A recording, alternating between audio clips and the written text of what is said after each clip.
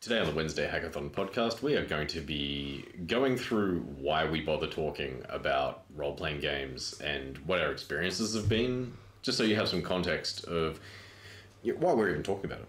And yes, this is FM Zenith. I'm Kess Nelson. Just realised that it would probably be a good idea to introduce ourselves, seeing that it is numero dos. Yeah. we went through an entire podcast, like the entire first one, and I don't think once we really went into any of our... Well, we went into our experience, but we didn't really lay it out in a particularly good way. So let's do that now. Yes. I think we'll start with you, Zen, just purely because you have so much more experience than I do. Yes. So I started... I'm just going to go out sort of like chronologically how I got started. So firstly... No. How did you start off thematically? Thematically, yes. Thematically. So. Yeah, no, that works a lot better, actually. Really, it doesn't, because that was a joke. As a DM or as a player? No. I reckon we should do it chronologically. I was taking. Oh, okay. Yeah. I was fine either way.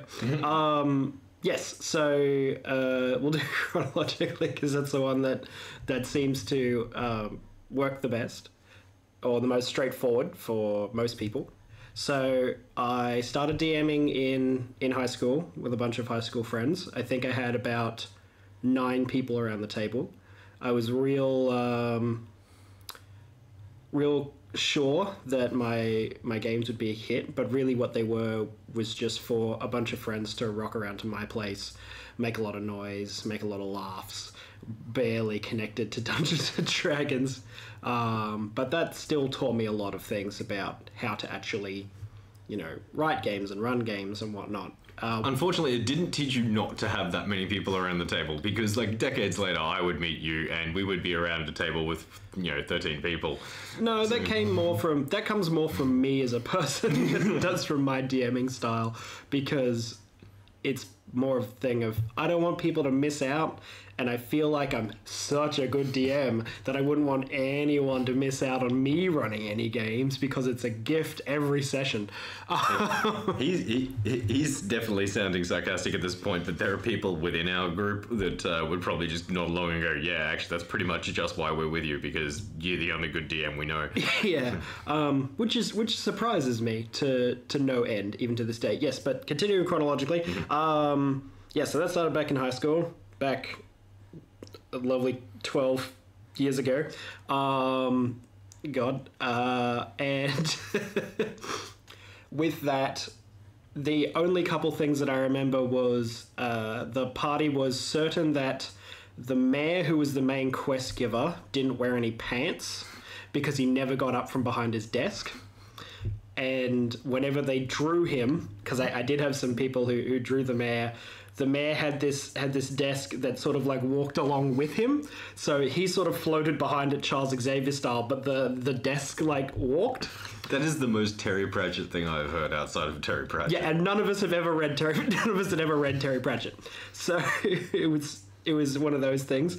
And another thing where one of the dwarves spent all of his money buying like shitty armor, shitty weapons, so that he could afford a cask, like a cask like about like a 4-foot high cask and like 2 foot wide of just like pure alcohol, like not beer or like vodka or something like that. I think he said it was some kind of like very high proof alcohol.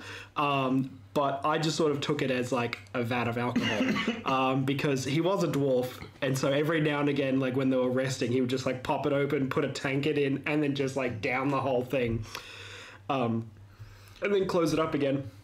Actually, that's definitely one of those reasons why I'm so keen to move away from the racial stereotypes that fed into those original D&D races, because the whole drunken Scotsman thing going into dwarves has always bored me to tears. Yes, it doesn't help that every edition since first has given dwarves like racial bonuses against poison and have classed alcohol as poison, so it sort of only encourages that that drunkenness and New and all that. Pathfinder archetype, Glaswegian. Yeah, essentially. Stop doing it, game designers. Please stop it needs doing to have it. It needs to have a thing in there of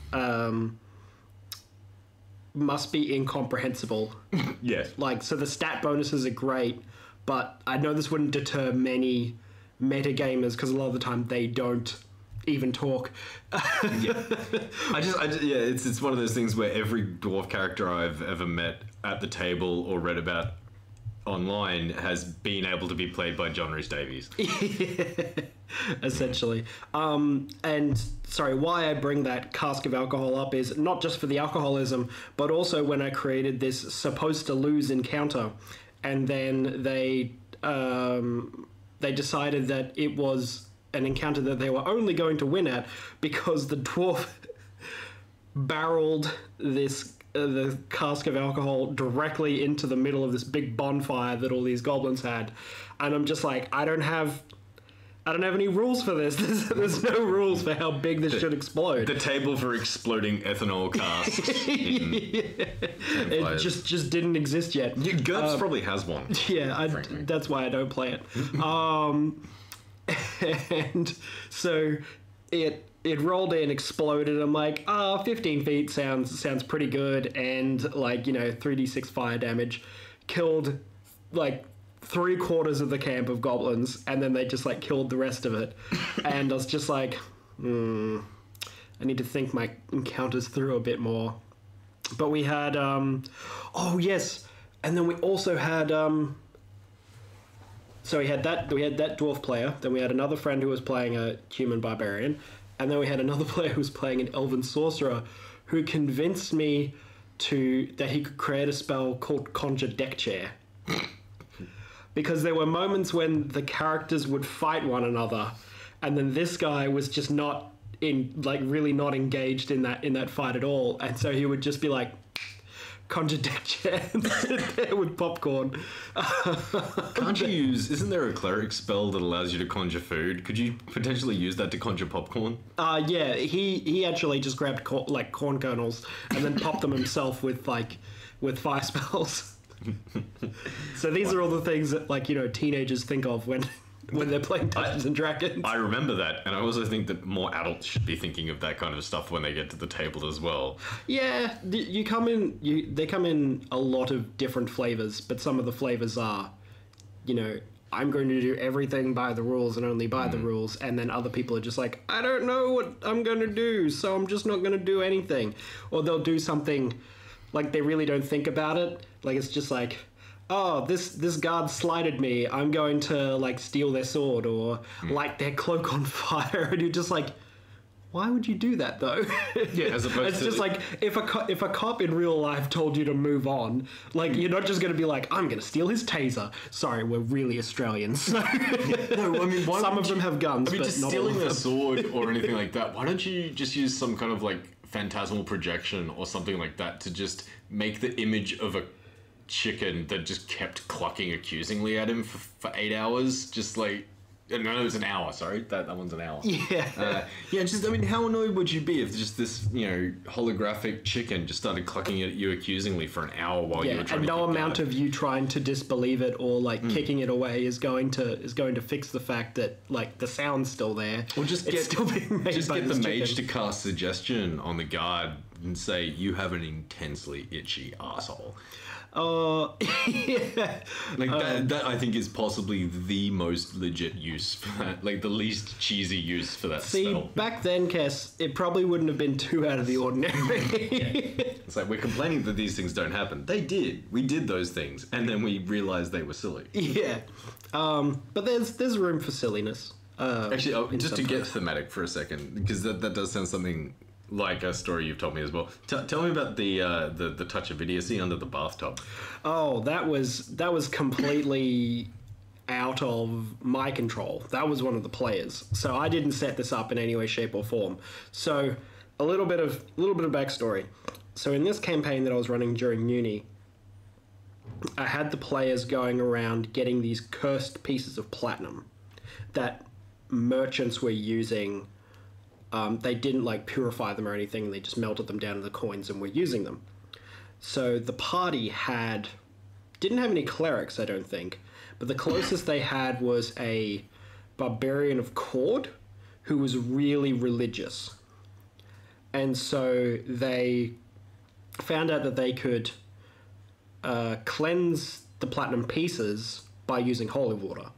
So they went out, bought this steel bathtub, which was pretty expensive, and then they went to this temple of Cord, bought all this holy water, dumped the holy water in the bathtub, and then just all of the platinum that they got, they just shook it out into it, and just all this steam rose up from it and everything. And then they took all this platinum, and it was uncursed, but it, like, some of the cursed... So they basically got half as much platinum for how much platinum they put in, because the rest of it was cursed and was lost. So they had this bathtub. That has to be the title for this episode. So they have this bathtub. Yep. And so fast forward 10 or so sessions. So they've had this bathtub in the back of the wagon, which they use for, uncursing all these things. And then I put them up against these orcs who had been trained by this half-orc fighter to use, like, formations and all this sort of stuff. And this was Zen thinking, they're getting too big for their britches, so I'm going to have to go in and fix all of that and show them that there are some things out there that are too big for them to handle. Because every player needs to know that they can just run away from an encounter. Like, that's always an option. Like, you don't have to be, like, locked into this map and then either you die or they die sort of thing. Or everyone dies except for the two people who can fly or stealth. Yes. Oh, yeah. That's another story for another time. Yes, but So I brought them up against this, and the party was getting completely destroyed. And this mate of mine who was sort of playing like a pacifist wizard, he didn't really do anything in terms of, like, fighting and whatnot. So he went under this bathtub, which these two halflings were also hiding under, and they just sort of, like, held it over one another, and they hotboxed themselves while he cast Touch of Idiocy to reduce his intellect low enough so that he could just be like just real happy with the whole situation. Meanwhile, the rest of the party is dying outside of this bathtub, but the orcs didn't. Like, the orcs had, like, this sense of honor that anyone who wasn't fighting them wasn't, like, a target. So they just left these guys alone. But meanwhile, like, the two halflings and the wizard. Oh no, that's right. Sorry. Going back, the wizard cast Reduce Person on himself, made himself small, and then cast Touch of Idiocy on himself until he could no longer cast spells. And it's probably better if you just laugh, Kess, rather than snorting, buddy. Sorry, we're going to take a laughing break here for a second. Sorry, I just have this amazing mental image of these three characters huddled under a bathtub, getting high on Touch of Stupidity while there's a fucking battle with orcs going on around. Yeah. Sorry, that's just a really... Not even just a normal battle with orcs, but, like, hardened orcs using, like, phalanx formations with, like, a shaman in the middle healing everyone.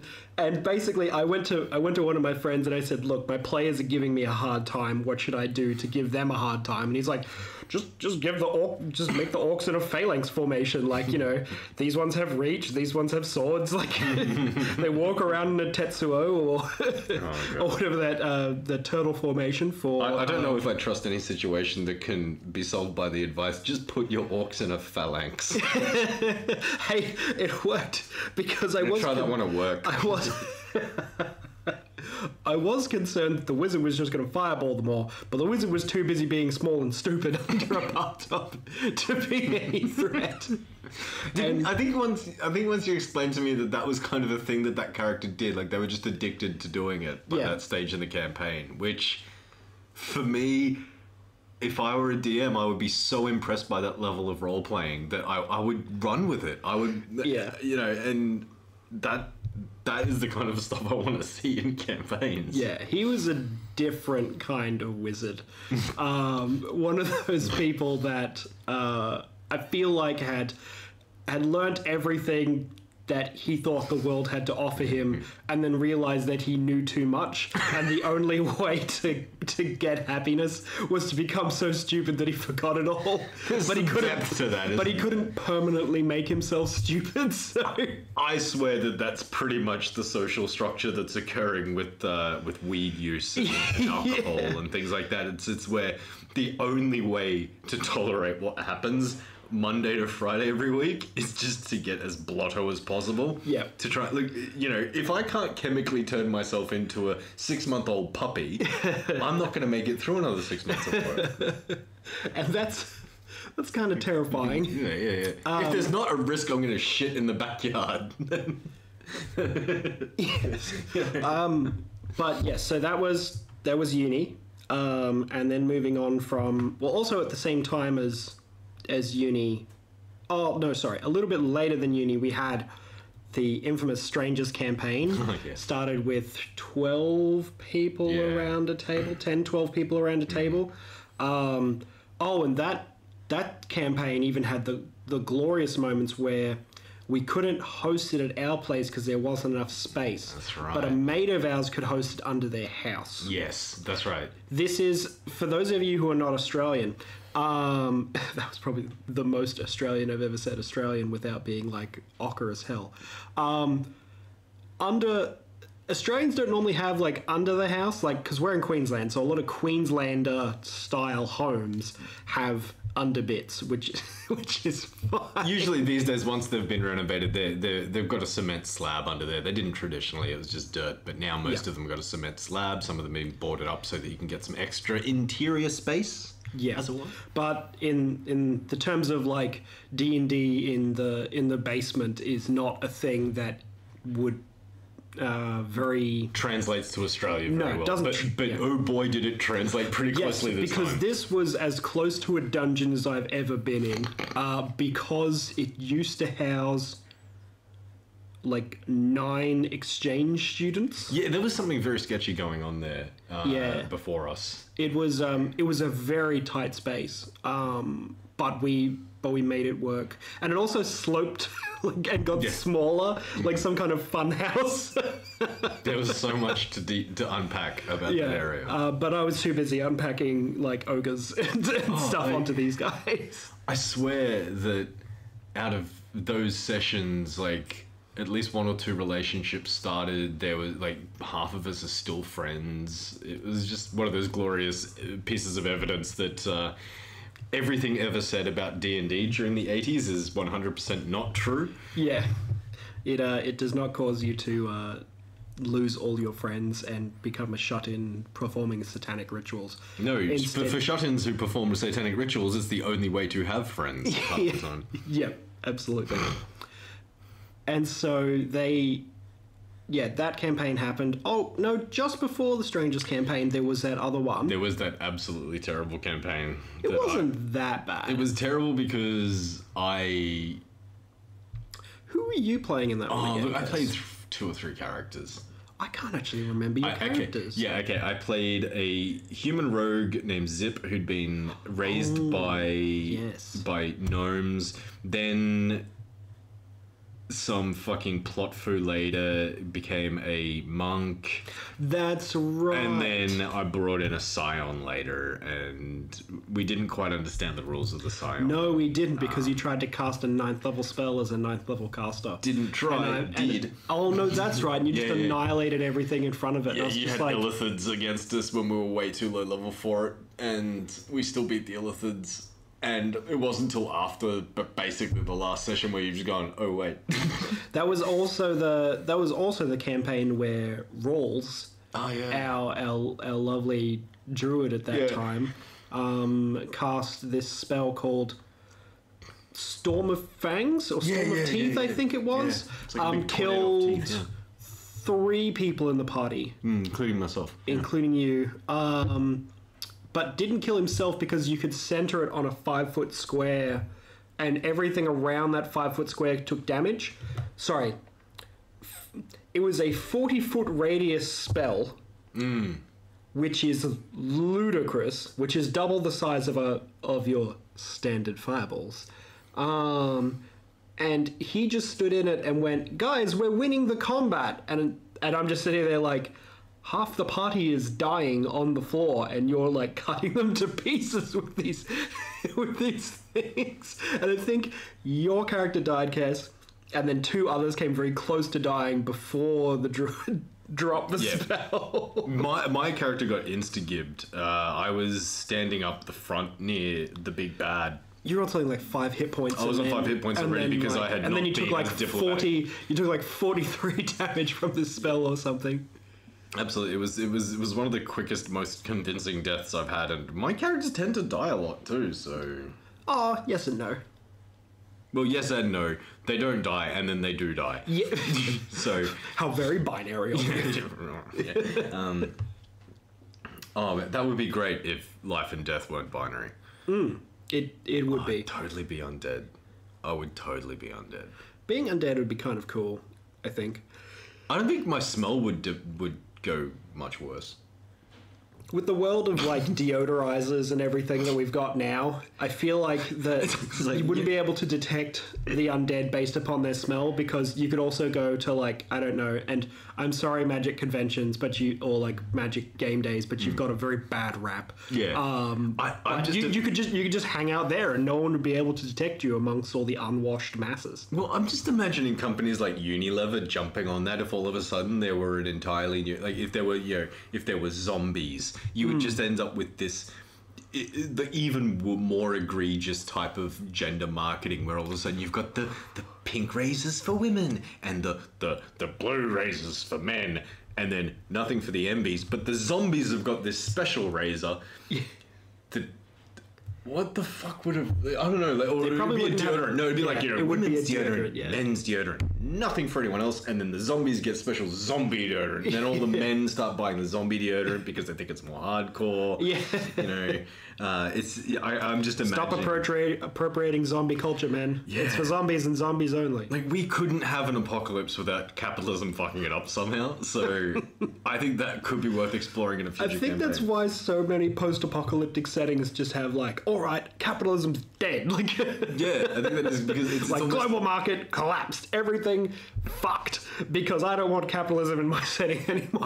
I'm just imagining it. It's this camp, 3 or 4 survivors. They're heading to this town, this city they've heard of, where there might be other survivors, and then another survivor rocks up. It's like, oh, what's your name? I'm Zacchaeus. I'm a tax collector. No, you don't. The merchant class doesn't have much representation in post-apocalyptia. I guess it's because that's not a Freudian slip, but it's like a slip of some kind. I was going to say the eat get richin', as opposed to the rich get eaten. Yeah, well, that's true. Although now all I can think of is Moira from Fallout 3. That's some merchant class there. Yeah, but she was nice merchant class though. She's like the most amazingly nice person out of any computer game ever. I think you would struggle to find a more polite, pleasant, and someone with that level of bonhomie. Absolutely, and it was always difficult. Like you do your obligatory evil playthrough or whatever because you want to see everything the game has to offer, and I felt like total garbage doing it, and then I go back there just to be like, wow, survived. And you sound exactly the fucking same. Oh dear. Yeah. All right. Well, that wasn't me. Speaking of not me, what we'll do, because that brings us pretty much up to the modern era of your DMing. It does. Which is where the meaty stuff is. So I feel like I have skipped a couple things for good measure. We'll get back to that when we cover it thematically instead of chronologically. Yeah, that sounds good. We'll just pepper things in there. That's right. So thank you for tuning in this week.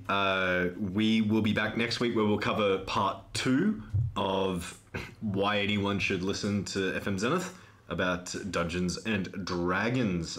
I am Kess Nelson. This is the Wednesday Hackathon podcast, and thank you for your time.